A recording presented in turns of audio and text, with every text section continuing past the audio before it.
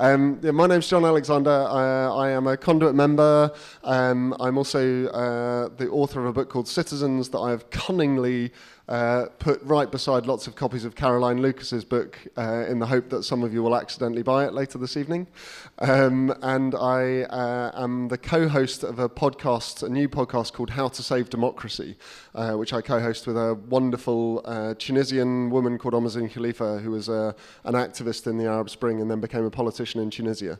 And this event this evening, I can see some faces I recognise as having been to a few of the others in this series. This event this evening is part of a series here at the Conduit on exploring this question of how to save democracy. We like to take on small questions here. And this evening we're taking on a particularly small one in facing climate reality. The way we're going to do things this evening is a little different to the usual flow. We're going to start by getting a bit of stimulus for the conversation. So I'm going to invite Rupert Reed to take the stage in just a moment. Rupert and Caroline have been working closely together on the concept of climate popularism, which Rupert will say a bit more about. And then the reason for the slightly interesting backdrop is that we have a film trailer to share with you to introduce our second speaker for this evening, Ellie Meredith, the trailer for a film called Actionism. And so the reason for that will become clear, but it's not because Rupert requested a pile of clothing as his backdrop. The other thing I just want to say is that we're going to try and make this as much of a conversation as possible. So once we've heard from Rupert and watched the trailer, I'll be inviting you to say hello to someone you don't know and get a bit of a landing in the room and in this moment and in these questions that we're holding. And you will be invited back into that conversation later in the evening. So we're going to try and get under the skin of these challenges a little bit together, is the plan. I think that's all I need to say. I'm looking at the wonderful Lily Blacksell over there, as Conduit's head of programming, who I will look to occasionally to tell me off. And without further ado, we'll get into it. So, Rupert Reed, over to you.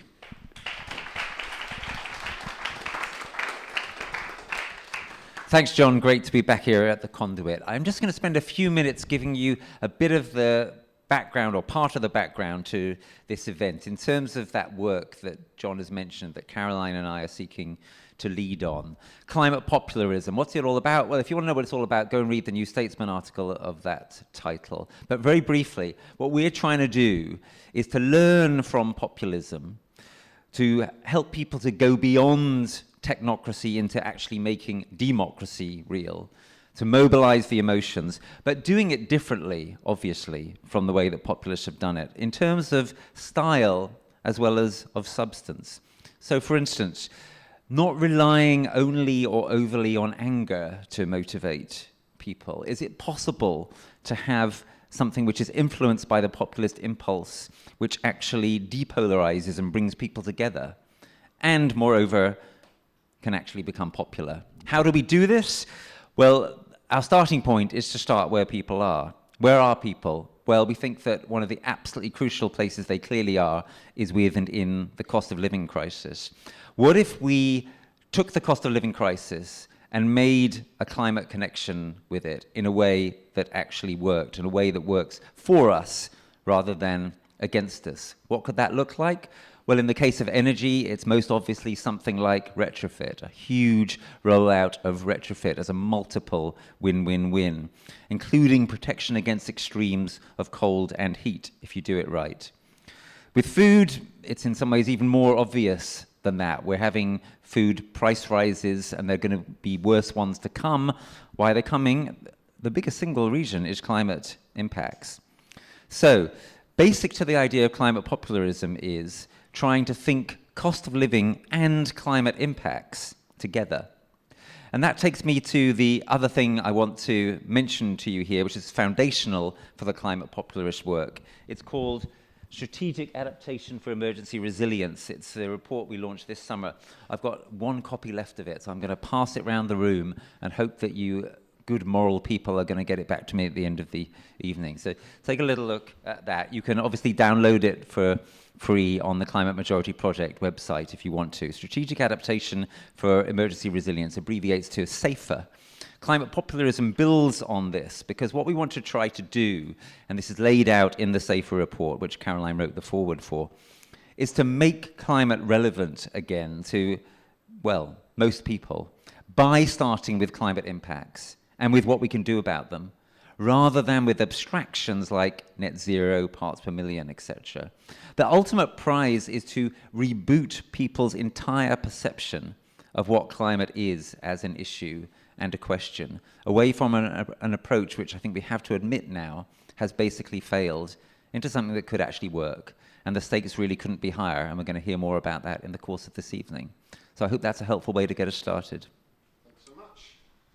Thank you, Rupert. And we will now clap Rupert.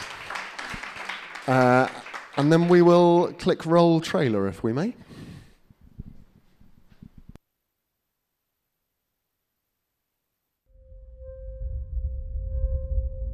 So right now, the textile industry is a huge polluter. It's responsible for more emissions than aviation and maritime travel combined. We don't all just have to consume. We don't have to buy things to solve our problems all the time. The problem's pretty huge, and it's just a tiny part of what we've got. It then goes to a garage where we do all the sorting and reorganising.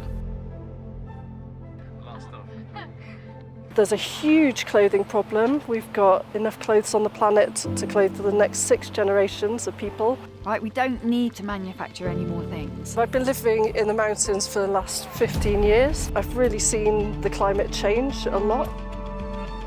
Our home planet is facing collapse.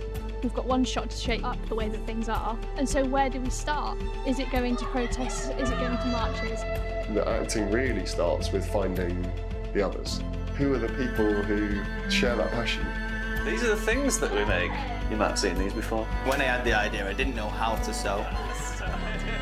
It's a really satisfying job helping the environment and the earth. We are making running more accessible, more affordable to people. And if we can make it more affordable so that person can get out of a dark place, improve their mental health and well-being, then yeah, let's do it, let's carry on, let's grow.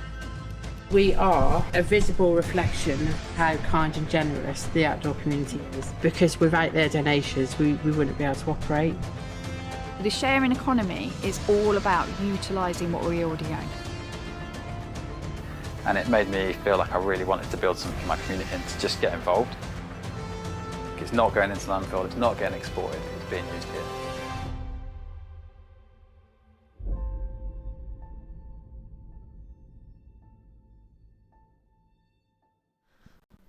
A little round of applause for that, if you wouldn't mind.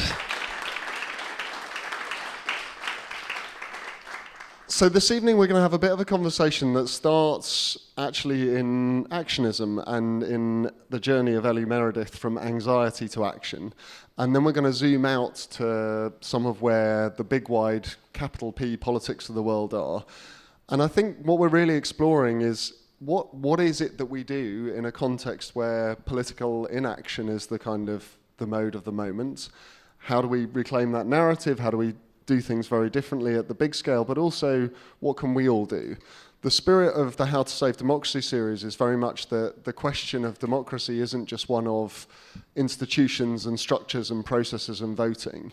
The core of the idea of the inquiry that Omazine and I are on with the podcast is that what we would call consumer democracy, a democracy where people's only agency is to choose between a fixed set of options every few years and where we're encouraged to make that choice on the basis of our individual self-interest, is never and was never going to be commensurate with the scale of challenges like the climate emergency. And that something like citizen democracy, where actually we get involved in our communities and our places, in the places we live and love, and where our political institutions open up and operate on different bases. We've had events exploring citizens' assemblies, participatory budgeting, legislative theatre, all of these different ways of doing democracy from the inside out, as well as the outside in. And tonight we're going to come into this challenge of the climate emergency and come at it through an issue lens, and try and balance this idea of what is it to start in the place of a young woman coming out of school and staring at the world as is, and from the perspective of one of arguably Britain's leading politician on this issue for the last 20 years, and see what happens when we put those things together. So before we get into that, I'd like to invite you, as you come into that conversation, to turn to someone you don't know. This is partly the spirit of How to Save Democracy and starting with the micro of relationships, but it's also partly the spirit of the conduit and perhaps why this series of events is well matched here. So I'd like to invite you to turn to someone you don't know and just have a brief conversation, say hello, give a little context to yourself and what brought you here tonight, and know that we'll invite you to come back into this conversation to explore a bit more of the stimulus together. But if you want to reflect a little bit on what you've already seen then and heard, then please do. And if you're on the live stream, maybe journal a little bit. We'll give you 5 minutes for this, and we'll be back in just a moment. Enjoy.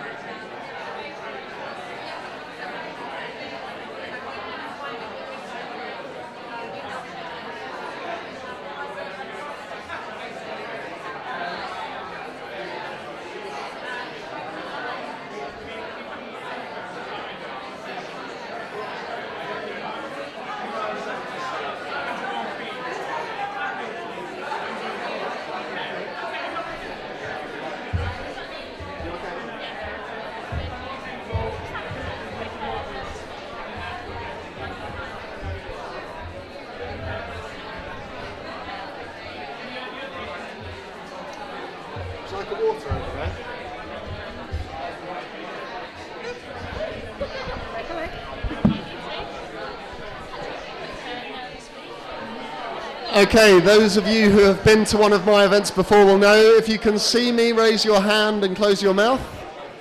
If you can see me, raise your hand and close your mouth. If you can see me, raise your hand and close your mouth. A magical trick, I think you'll agree. 3 times always seems to work. So, I hope you have met someone new and had a joyful beginning of a conversation that you were annoyed to be interrupted. And we will come into a bit more stimulus for you. So I'm delighted to have with me, as I have briefly mentioned already, the wonderful Ellie Meredith, the star of Actionism, also a key part of an organisation called the Reaction Collective and a platform called Actionism, about which we will hear more in just a moment. And I have with me Caroline Lucas, former MP for Brighton Pavilion from 2010 to 2024, I believe. Yep. And also the holder, sneaky fact, of a PhD in English literature. 16th century literary romance, if anybody wants to ask any questions about that. which is actually what we're here to talk about. No, it's not.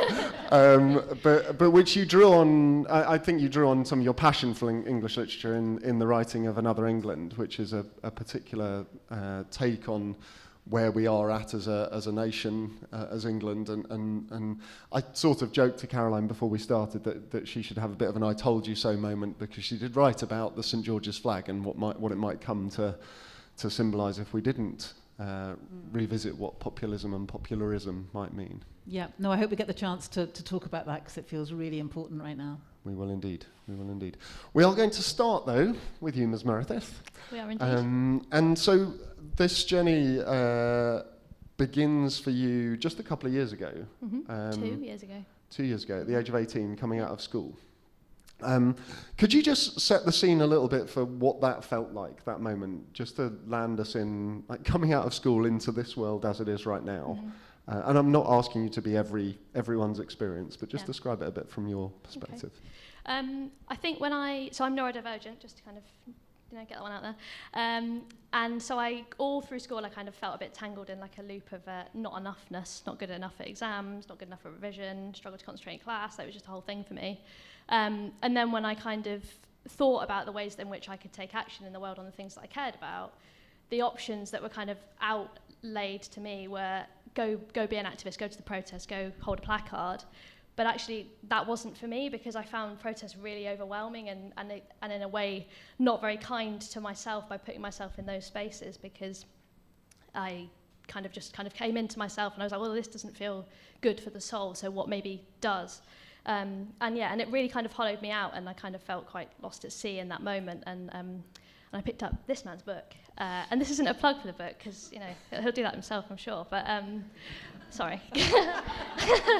And it kind of, when I read the book, it kind of gave me that language, the tension and the unease that I was feeling inside, and it named for the first time some of what I was kind of feeling, and I really needed to find the others, and I felt really lonely, and I looked out at the people, in my school year, and I was like, I can't really relate to any of you, because I feel so kind of lost in my own, thoughts, or like how overwhelmed I was about everything all at the same time. And it wasn't just climate change, like it was the whole world felt deeply fucked, and there wasn't really that much that I could do about it, from school at least. And what am I on about now? And in the film, Jon asks me 2 incredibly disarming questions. I'll go back a bit. So I emailed Jon after reading the book, and to my surprise, just to say, I really love the book, and so much of it really resonated with me. She was the only one to have done that. I don't believe that for a minute. And he replied, to my surprise, and we met up in London for an afternoon, and I basically told him that I was really quite lost in the same way that I did in the email, and all you asked me was what brings you joy, and where do you think the world the work that needs doing in the world could orientate itself towards. And they were really disarming questions, and I wasn't really sure like how that conversation was going to go from there, but you kind of named something in me, which was the fact that I'm a very outsidey human. I feel most at home outside, sometimes more at home there than I do inside myself. So I think and you really, made that connection and connected me then onto the Reaction Collective, which is where I've been for the last 2 years. And then this film sort of retraces my journey back to the school gates and to now. So yeah. And so coming out of school, there's the option of protest, and then for you academically the option of university, but that didn't feel right, or no. Basically, I just didn't do very well in my exams. So and also the thing is, like, when you go to the careers advisor or to one of your teachers and you're like, oh, I'm really worried about my exams and I'm worried I'm going to fail them, like, all they will probably say to you is just have some porridge and get an early night, you'll be fine. But when you go to them and you're like, oh, I'm really worried about the existential collapse of humanity and nature, there's not really much they can offer. Porridge isn't going to help with that one. Porridge is not going to help. So I wasn't really sure where to go. So yeah, but I also, like, not many options were open to me, so I kind of had to make them for myself, basically. And okay, so now take us to the Reaction Collective and where that was when you first encountered those guys. So I don't know, Reaction barely existed at that point. Yeah, so it was very much like a fledgling thing. So describe the scene, okay. The organisation and what happens from there. So there were when I joined Reaction, there were around 5 members, I think, at that point. So there was One Tree at a Time, which is the guy Gav's organisation over in France. And they're like a, reuse, repair kind of hub in that community in the Alps, and they rescue, ski gear from landfill and all the rest of it. And then there was a bunch of kind of 5 other organisations here in the UK. I can't remember what the 5 were, but that doesn't matter for now. And I kind of jumped in at that moment, and I was like, oh my God, this is really cool. And I started connecting with them all, and it really, at that point, felt like a homecoming and a kind of like a remembering of what it is that really matters, which is, to me, taking collective action and finding so much joy in that, more joy than I was ever finding at a protest, because I just found the whole thing really overwhelming. And there was so much like creativity there, and something that Reaction was really offering was like literally the joy of doing something together, and how creative and colourful that can look. And I just felt really at home with that. And 2 years in, I feel, kind of rerouted, and like I've really kind of found my crew. And it makes doing things like this, slightly easier, because I know that we've all got each other, and there's kind of like a constellation of us in the room right now who are from our crew, which is really lovely. So yeah, it's good. And tell us a bit about how Reaction's evolved since you first met them, and what you've made happen, Ellie, because it was obviously going nowhere without you. Oh, I'm not sure about that. I think they've already got there. So we're now a global collective, and there's 70 organisations all across the world now, and we've been doing all sorts of ridiculously bonkers, beautiful stuff.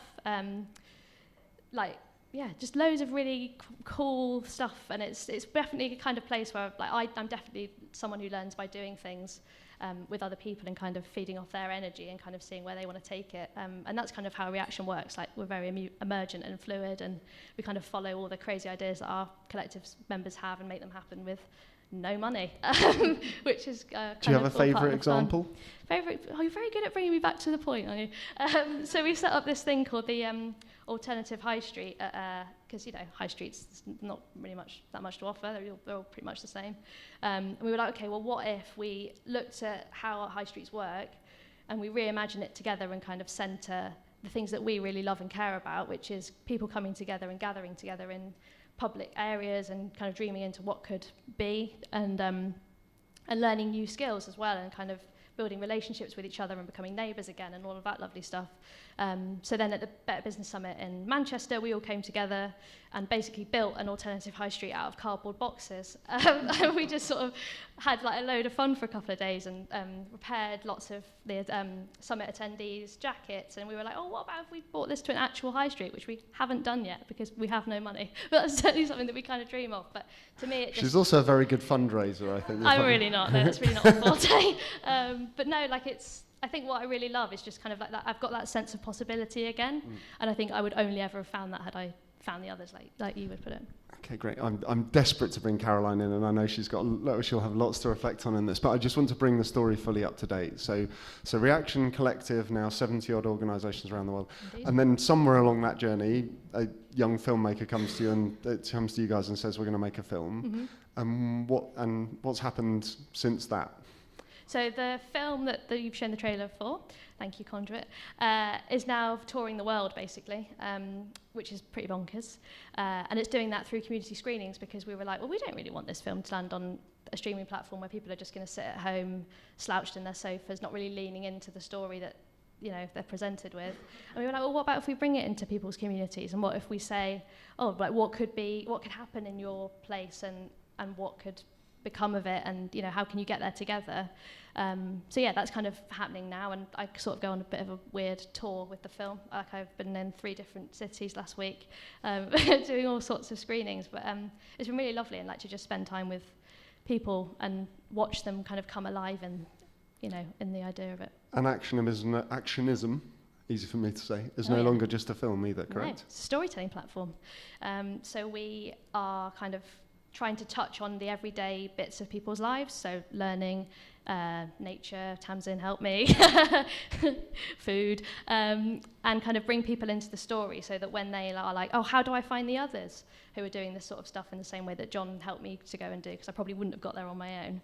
Well, I might have done, but maybe it would have taken me a bit longer. But where is that landing pad for them to go, oh, maybe these people might be my people, and here's how I get involved with the work that they're doing in the world.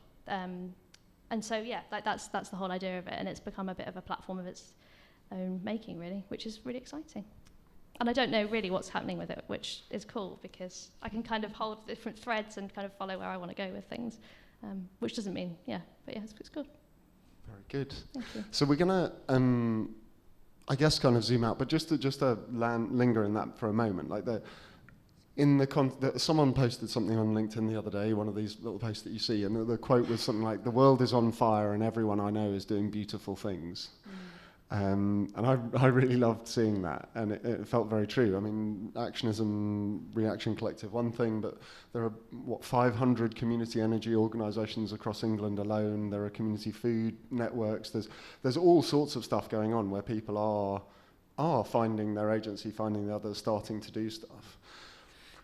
So let's come sort of back to there, because I sort of fairly deliberately start here and then set Caroline the challenge of situating us in global politics, but give you something to come back to.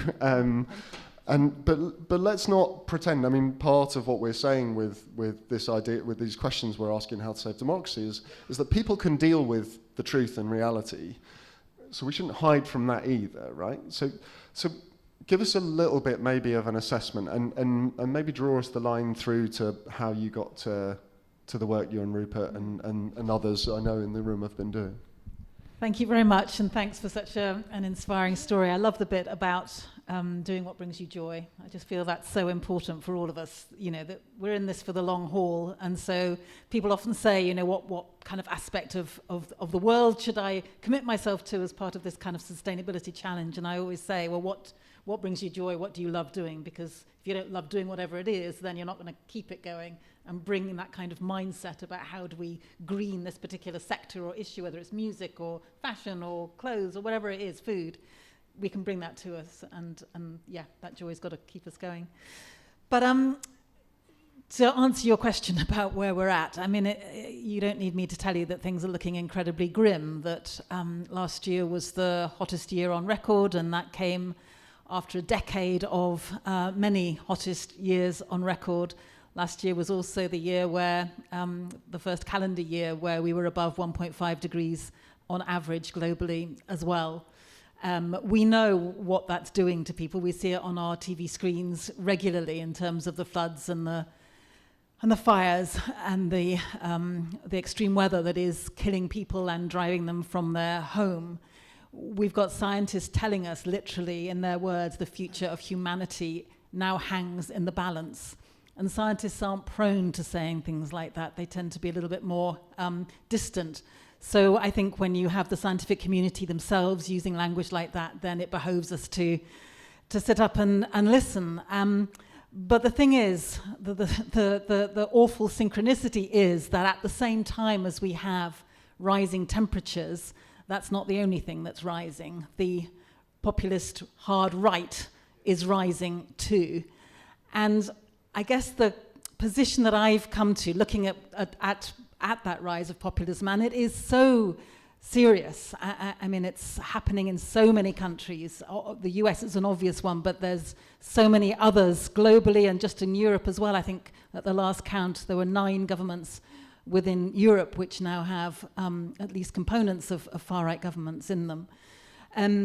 When we kind of look at the reality of that, then it can seem so hard when you're trying to address the climate crisis, because we know that one of the tools of the populist right is precisely to weaponize climate policy and climate action. It's one of their favorite areas, as we've seen with Richard Tice and Farage here, and now the Tories following in the same footsteps. I know Tories who were pretty decent people who are totally horrified now with Kemi Badenoch saying they're going to rip up the Climate Change Act. We used to have a situation in this country where just about everybody in Parliament, no matter what party they were from, agreed that this Climate Change Act was important, and 24 other nations around the world have followed suit.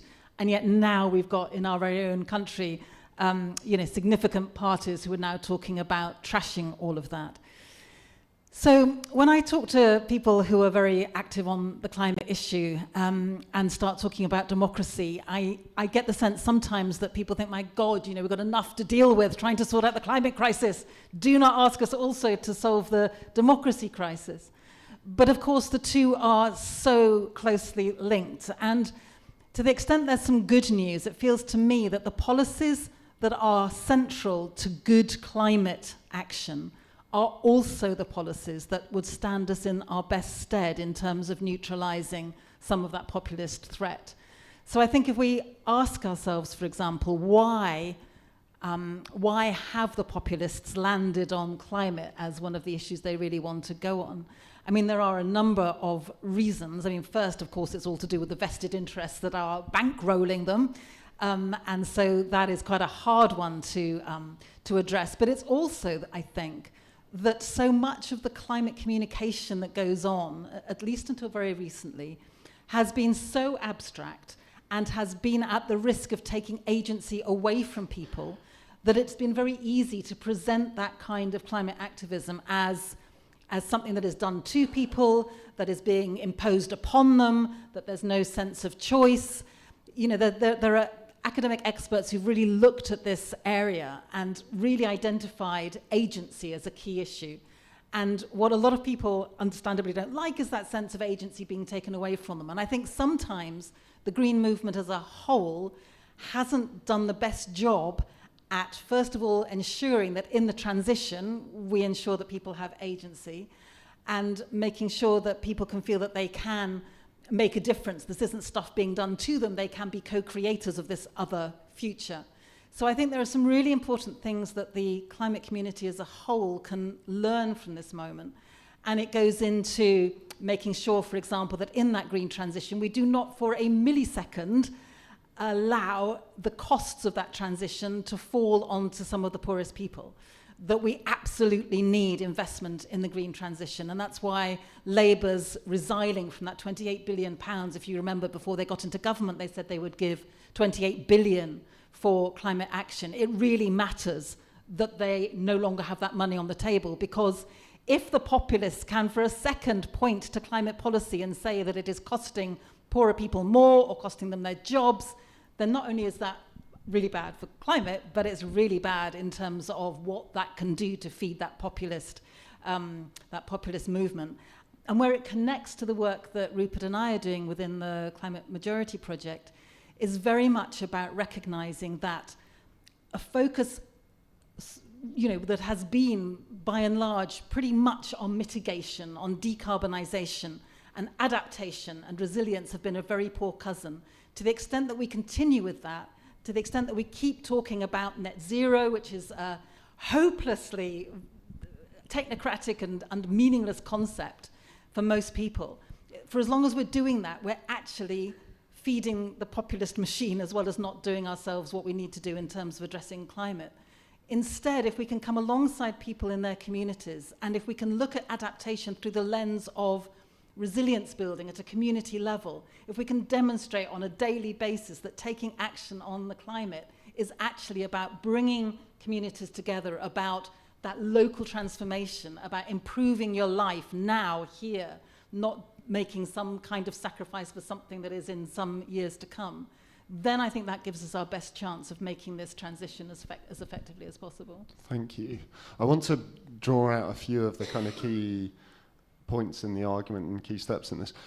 I'm very struck, and I was from the very beginning, by the name of the organisation that Rupert and folks set up and that has published these reports, the Climate Majority Project. Yeah. And there's this, I can't remember, I don't know if you know the statistics better than me, there was a stat that a huge majority of the global population actually 89%. 89%. 89%. Spell it out a bit more. So the Climate Majority Project kind of does aim to make visible to people the fact that those of us who do care about the climate are a majority, and we shouldn't let ourselves be told otherwise. And there was a piece of work that's been done by a number of global media companies, including The Guardian here, but also Wall Street Journal and plenty of others, who looked at the number of people globally who care about climate issues, and it comes up with this figure of 89%. And so then the question becomes, well, if 89% of people care about the climate, why is so little being done? And if we have democracy and we have 89%, then we should be fine, right? Exactly, job done. Only we can get into the fact that we don't have a proper democracy, and we can get into the fact about how we perhaps allow ourselves to be divided and to believe stuff that tells us that we are not that majority, and we can sometimes make the mistake of repeating language that can be very polarizing. And I think the approach that the Climate Majority Project takes through a real focus on this local resilience and community transformation is also about depolarizing that climate debate, and it is about talking about the real difference this can make in people's daily lives. So I would like to go a little way into that point of, like, do we really have democracy here? And I might just draw back in. So one of the recent, the last event in the series was with Katie Rubin, who is one of the leading practitioners of legislative theatre around the world, but also with a woman called Claudia Schwalis, who's one of the leading proponents and practitioners of citizens' assemblies and deliberative democracy. And one of the points that Claudia made was that every time you introduce a permanent institution, so a standing citizens' assembly as part of a structure at city or national level, with open ability to choose any agenda to work on, people seem to pretty much always, I mean, she didn't give me a statistic or a number or whatever, but she was like, generally, climate comes up as pretty much the first thing. And her hypothesis was that this is because it gives people, for the first time, a kind of agency as citizens, collective agency, rather than just agency as consumers to sort of do individual behaviour change.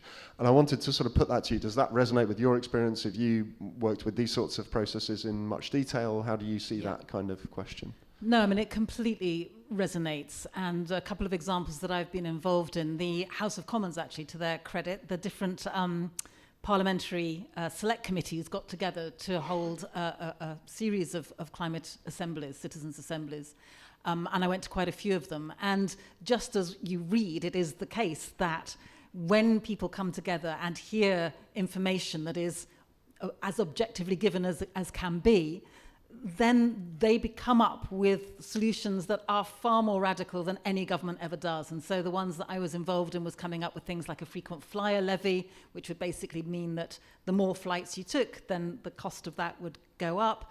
They wanted to see far greater restriction on advertising of high carbon goods. They had far less meat being offered. They had a whole set of changes that most governments won't go anywhere near because they worry that it's too much, like dictating what should be done and so forth. And then I was also part of an IPPR Commission on Environmental Justice. And again, we set up citizens' juries in some of the areas that were really on the front line of the green transition, in the sense that they were often populated by people who had been involved in high carbon work, and that work had gone or was threatened to go. And again, if you trust people, they will come up with very good ways forward. And I think it was just such a lesson that the people are pretty brilliant, actually, when you give them a bit of space and time and some power to come up with some proposals. So it just really makes me think about one of those things that I think those processes are doing, are fighting back against the kind of neoliberal story that we kind of absorb with our mother's milk at a very early stage, which is that, there is the story that we are all individual economic units, that we're out for ourselves, that we're competitive, and that kind of story that is told to us through the national media, through corporations, through governments and so forth, is very convenient because it makes us quite sort of passive and lacking in agency. Whereas, there's so much research that shows that human beings are the supreme cooperators, in fact, that if you just look at little children, they will try to help each other, even when they're just little babies. If they can, they get distressed if one of their pals is upset and crying. The reason that human beings are still around, even though we weren't the strongest or biggest when it comes to kind of evolution, is because we can cooperate, and we have done. And if we can tell ourselves that story, and that I think is the story that comes out of those citizens' assemblies and so forth, then I think that can give us real confidence going forward. I want to come to England, and then back to this concept of agency, and at that point bring Ellie back into the conversation as well, because that's something you spoke to and brought in, and you underlined too, and that feels really central. But just before we get there, we've been at humanity. Come bring us back to England, and so if that's the case, so if 89% are in favour of more climate action, we know we need different systems and structures of democracy, but there is also, but then you brought in this concept of storytelling.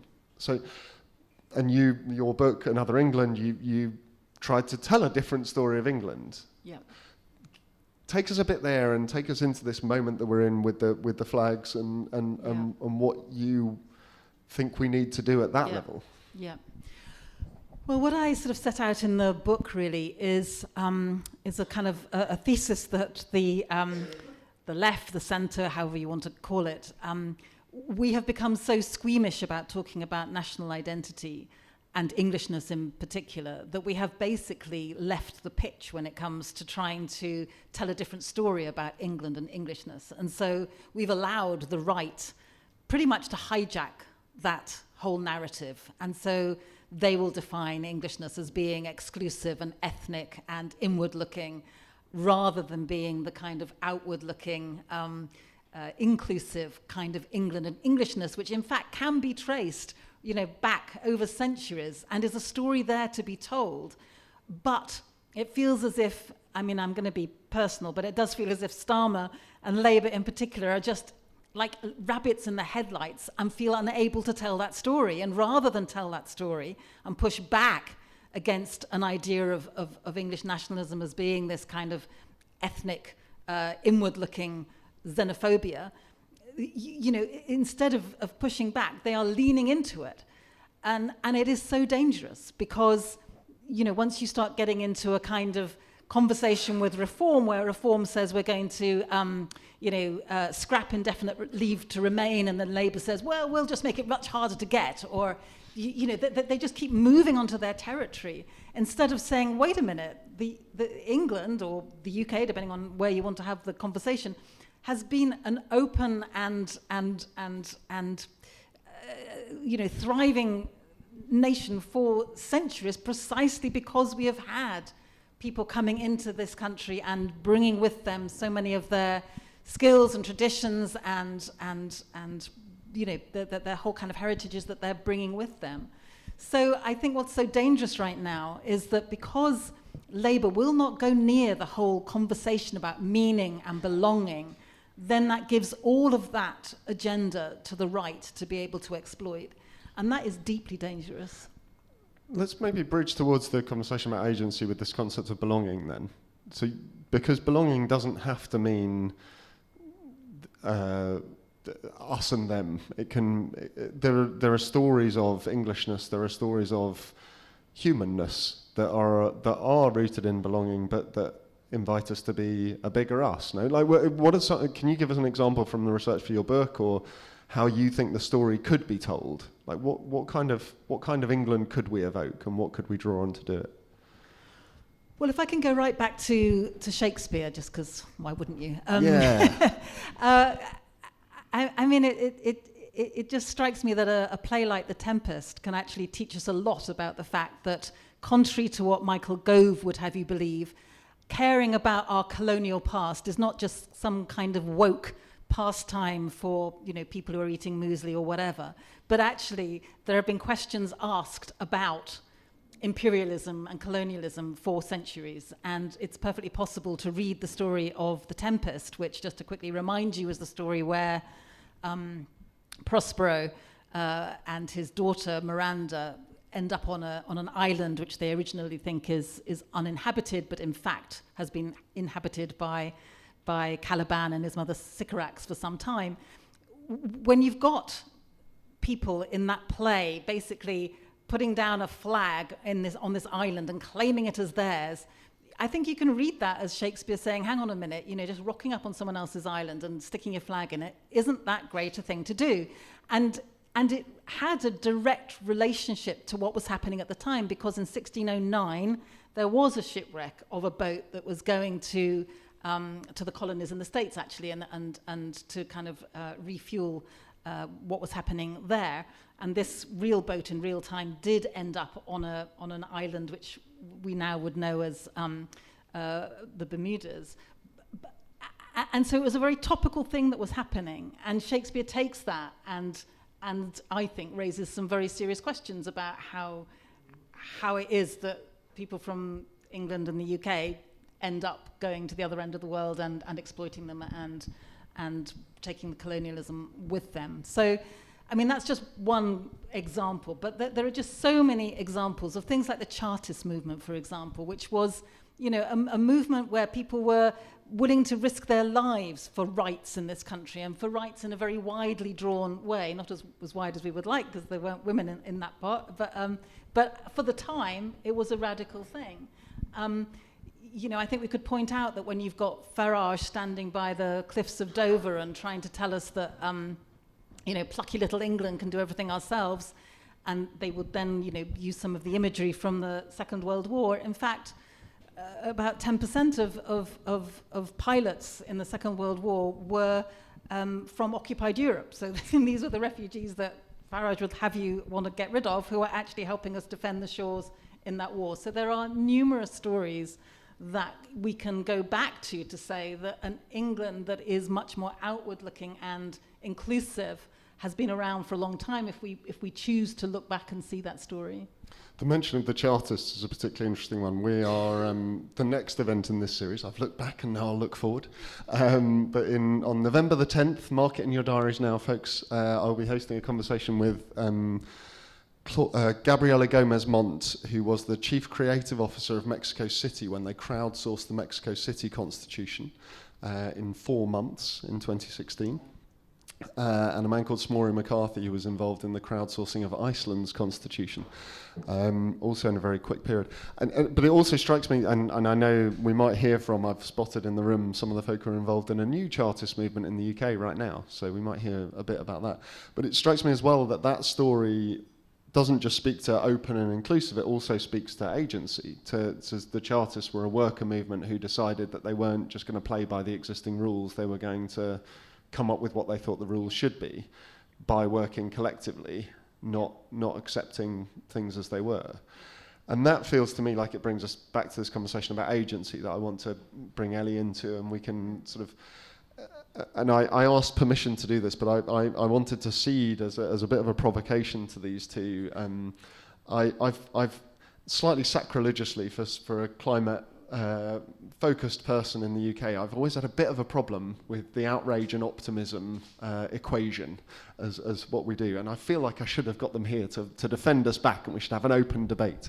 But my proposition for this and this conversation, I guess, is that actually the equation might be more like honesty and agency.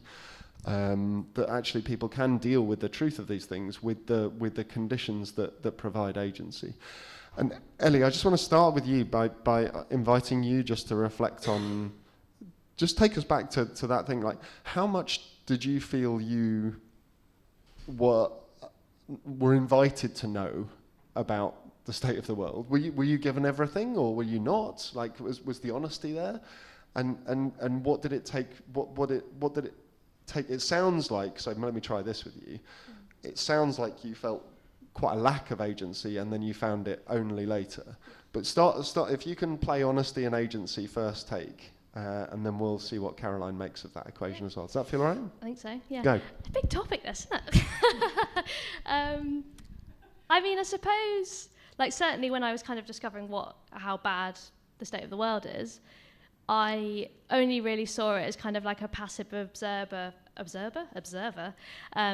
how bad things were. And I was like, well, I'm 14, and in 4 years I've kind of got to walk out to that and kind of make my own kind of read on who I want to be in that world.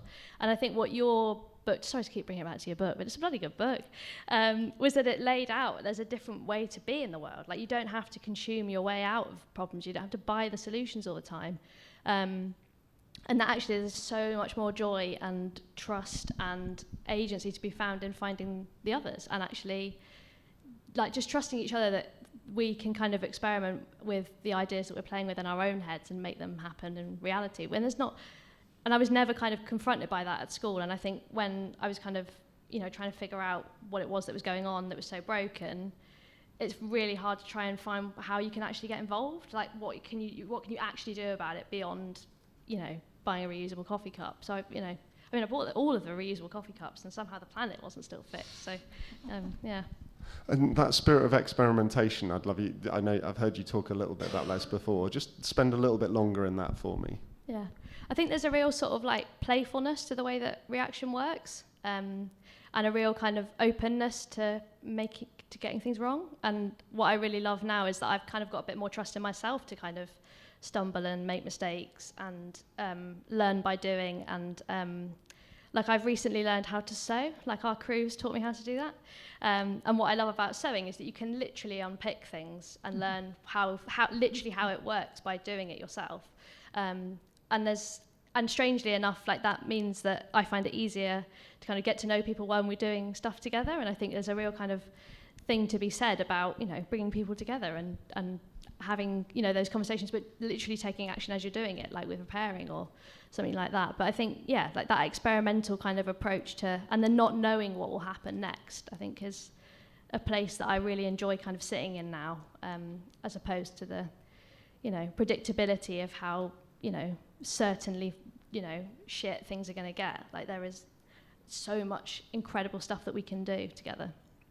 I'm not sure if that, answers No, that's lovely. I think very powerful. Like, I think you've just painted a picture of facing people with a certainty or a high probability of very bad things happening is honest and isn't terribly helpful on its own, but with sewing is a lovely metaphor. I mean, I saw you nodding furiously, Caroline. Do you want to just jump in? Like, where would you go with that? No, I love that, the literal unpicking and then recreating. It's beautiful. I was just going to explain for anybody who didn't know that Outrage and Optimism, I'm sure you do all know, is the name of the podcast that is put together by Christiana Figueres. And Christiana, of course, was the person that was one of the architects of the Paris Climate Agreement.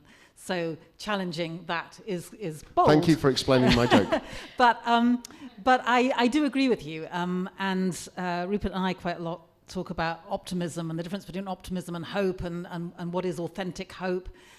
Because optimism, I mean, I really love Rebecca Solnit's distinction between hope and optimism. Optimism, she said, is a bit like kind of sitting on your sofa holding your lottery ticket, feeling optimistic that you're going to win, but doing bugger all about it, except for buying your lottery ticket.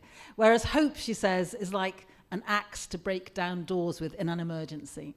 And we are in that emergency. And hope is something that is like it's a discipline in a way. It's not just something that happens. It's something that you feel committed to because you are so engaged in whatever the thing is that you're working on, that no matter what the outcome is, you have to give yourself to it.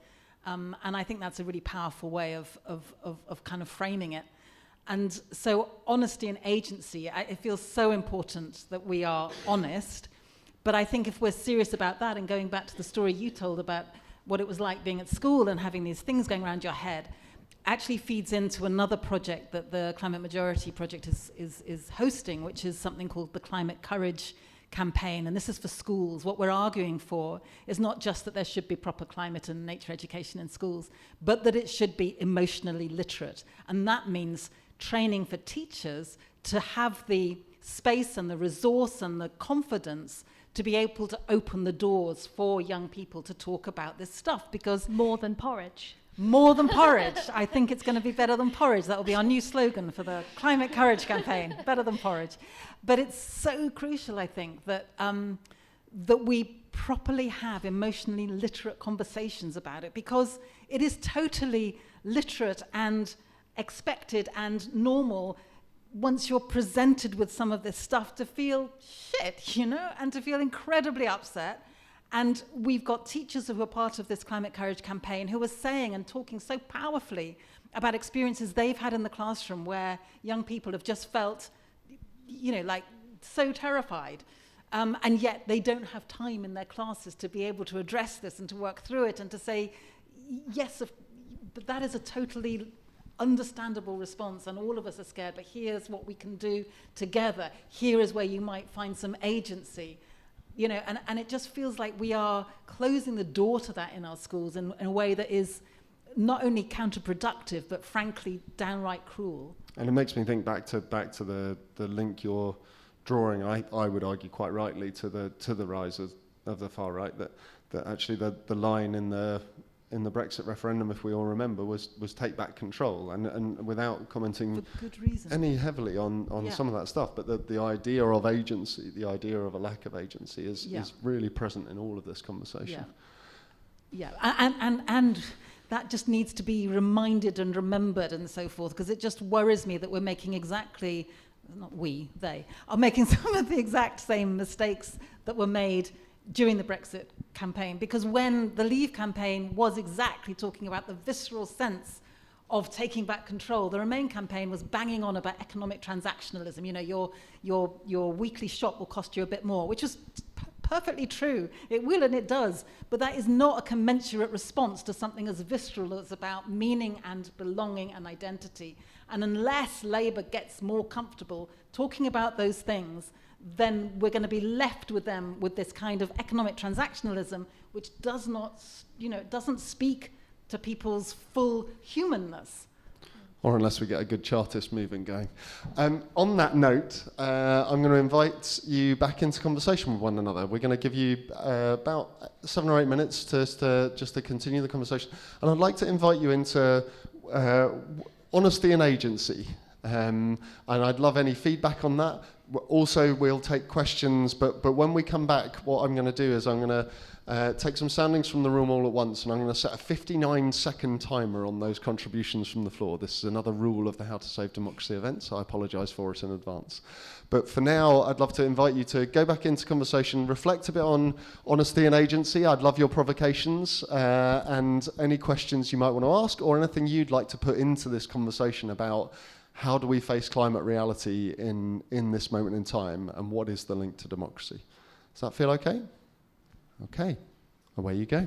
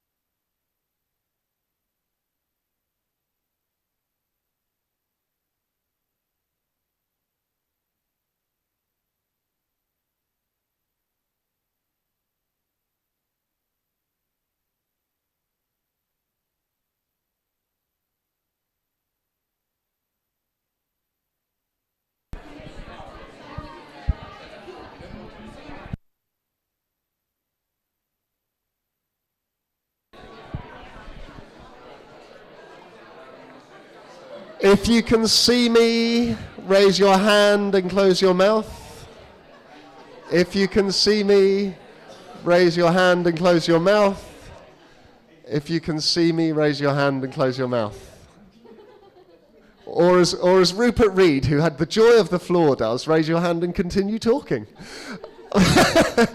All friends here. I think Lily, you have a microphone at the ready. I would love to take some soundings. As I threatened and promised, I am going to put a 59-second timer on, and we will hold you, just because we want to hear a few different voices from the room. What I'm going to ask these two to do is make a few notes, and then we'll come back. We'll have a bit of time to share some reflections. We might not get to everything, but then we'll have a closing comment. So yeah, contributions, questions, where can we go? This lady here. Hi, thank you so much for that. It's been really interesting. My question is, any brief thoughts around social media and online spaces as something that we haven't touched on yet? It feels like it's incredibly divisive. And I wonder maybe whether you think that any of this sort of actionism, citizens' democracy type stuff can apply in those spaces, or whether this is more about stepping away from those spaces and thinking more about the grassroots and our local communities kind of physically around us. Thank you so much. 29 seconds. We will appreciate that kind of contribution. Hand down here if we can, Lily, and then we'll go up to the back of the room after that. Loving this discussion, thanks. We had a bit of a conversation about giving time for these things to emerge. You know, agency isn't just something you decide to have. Actually, it's an emergent property of communities coming together, working out what they want to do together. So the stories around the sewing circles, the working in your gardens together, you're getting outside with meeting your neighbours. We were talking about knocking on your neighbour's door. That's a challenge depending on where you live, of course, but that's part of the problem, isn't it? That we're so isolated and so on. So just avoiding isolated agency and having that collective community agency is, I'd love to hear more sort of reflections on that aspect of it as well. Thank you very much. So we'll go up to the back of the room just to keep you sprinting around, Lily, and then we'll detour you a bit on the way back. Thanks, guys. Really interesting talk. My question is just about in my career, I've worked with a lot of complex personalities and in high secure settings, prisons, and kind of intelligent narcissistic personalities are great at dragging people into your narrative. Avoiding facts and shaming you if you don't agree. And in the past, like cult leaders and stuff would kind of numb you somehow. And I think somehow social media is acting as that number and putting people into a kind of a full sense where toxic narratives are easy to read. So it's going back to social media again, because Caroline, you said when we're in a safe, we're cooperative, which we are, but not when our kind of nervous system's in fight or flight. Then we're more susceptible to kind of black and white narratives. So it's just, how do we tackle that? Because governments don't really have control over social media, and when things get worse, it's going to be used as a tool to feed poison in the ears of people, to take a Shakespeare quote. So yeah, just put that out there. Thank you. 57 seconds. First one to go close to the wire. We'll come down to the lady here and then pass it along the row, and then in front we'll take a little cluster there. Hi, thanks very much. I'm loving the conversation about narratives, because I'm very passionate about stories, and I'm about to publish a book called Story-Centered Leadership. So my question is, how do we find the courage to kill off the old stories? Is it about dying the old stories? Do we need a bridge to the new? And how do we do that? We've had a lot of conversation about social media, and we know how dehumanizing that is. How do we bring out these stories from the roots so we can create something new? Thank you. So we're getting quite a lot of social media, the media in general, I think, the story, like wanting to go a bit deeper into that. So mulling, and then we'll take a couple more. As you mentioned, Chartists, I have to take a second to plug the new Chartist movement of Our House, and I think it just resonates so much with what you're both speaking to of this. Our ambition is to transform politics to distribute power so that everyone has the agency to shape a fairer future. And I think it really speaks to that story of the Chartists in the 1800s, where we just faced too many challenges to campaign and fight on single issues, and this sense of powerlessness and exhaustion. So I'd love to also hear your reflections on, in this world in which we operate, where there is a power vacuum, 89% of people care about climate change, yet not enough is being done. How are you finding and building power where you're operating and where you're working? Thank you. We'll come just in front.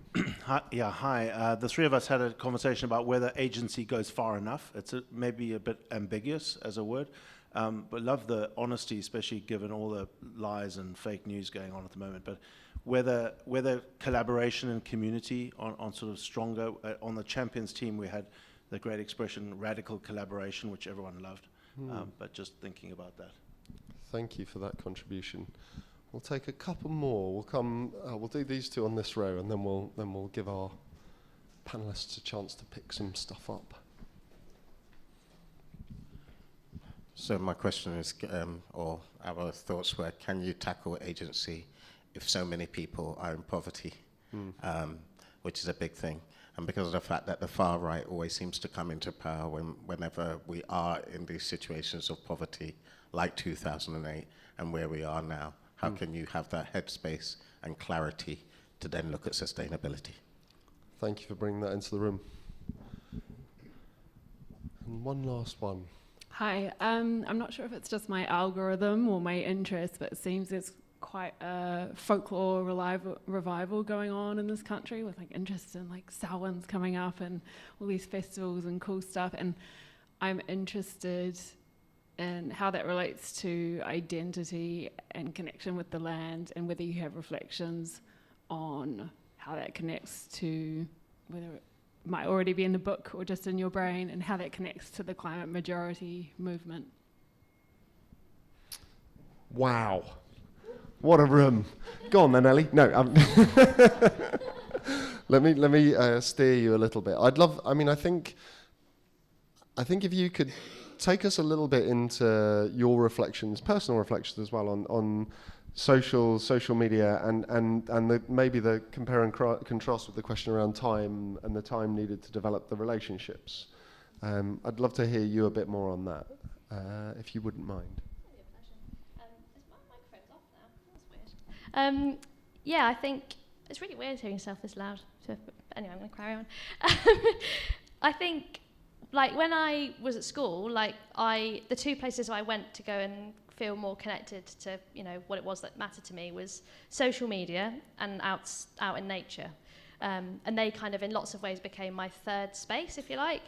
And like, I think the way that certainly reaction works is like we work at the speed of trust and emergence, which is obviously a much slower way to operate. And we're certainly we're trying to learn how kind of nature works and work like that, because, nature relies on collaboration. And I think that's kind of certainly at the root of the work that we're trying to do, and kind of to pick up on some of the stuff around stories. Like, we're story-dwelling creatures. That's how it's literally encoded in our DNA. And I think some of us have sort of lost sight of how important stories are to all of us. But socials have been quite key to the formation of this collective as well, right? So this is how the connections have been made across distance too. Yeah. And I think, like, if you looked at us on Instagram, for example, our feed is quite messy, and like what we love to do is like to get our members kind of collaborate with us on posts, and so it doesn't look like one kind of stitched together thing. What it kind of feels like is this kind of quirky little thing that's kind of going on, and there's kind of an unpredictability to it, and kind of a lack of unified brand identity, because we don't really care about that sort of stuff. Like, that isn't, for us, we don't really talk about the climate impact of how much, if we save one coat from landfill, what the carbon emissions saving or whatever it is that is going to be from that, because that doesn't really spark that much aliveness or joy in me. Like, it doesn't make me want to, keep going on the next day. What does is the joy that happens when we all get together and, just crack on with whatever it is that feels good for us in that moment. And I think also, like, with with stories, like, what we've learned from how much things have become broken, that kind of becomes compost and fertilizer for what can be, and like what we can dream into together. And like, we all have visions of what the future could look like, but only those can come into reality, and we can only really start working on them when we all come together and make them a collective vision for what could be. And I think, that's key for certainly me anyway. I think there's been something about the way you guys have shown up in those spaces that demands that it becomes a relational space, which isn't. There's one of the things that popped up the other day was someone on the edges of Reaction Collective, I think, saying, try and remember, and this is not to be naive about any of the consequences of social media, but try and remember that one thing it does do is it makes you the editor of your own media brand. And so you decide what goes out on your channel and what you're representing in those spaces. So it's not to be naive, but it is. But I think I always spot the reaction stuff come up, and it gives me a bit of a reminder of humans being great. So thank you for that. Caroline, what would you like to pick up? I feel like I want to invite you into this folklore question, and but also maybe from there into the stories, and whether we have to kill some stories, and how we get rid of some old stories, or whether it's just about telling a different story louder.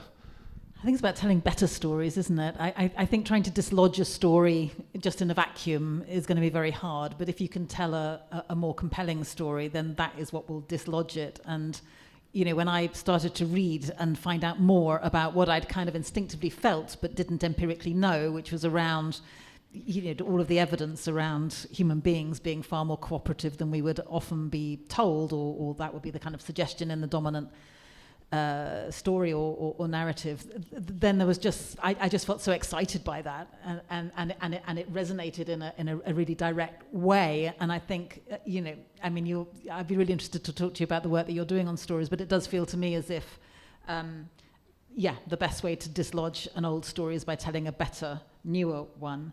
I wish I'd had time to properly read Hospicing Modernity. I love the name of that book. Hospicing Modernity, it's so beautiful. But as I understand it, from the bits that I've read so far, and I really must clear my deck so I can properly read the rest of it, it is about, in a sense, as I understand it, when we're getting rid of the old story, that doesn't mean to say we can't say there were things about that story that we can value, and you know they've given us the electric lights and the infrastructure that we're using now. But one can hospice that in a way. One can kind of put it to bed in a slightly gentler way than just kind of trying to banish a story from someone or say that's an old story, stop it. It's actually recognizing the value that it's brought, but also recognizing that time has now changed and we need a better story for where we are now. I've heard Vanessa Machado, so Hospicing Modernity, book by Vanessa Machado de Oliveira, and she's talked about hospicing as being holding the space for something to die with dignity, because if you fight it too hard, then it clings to life.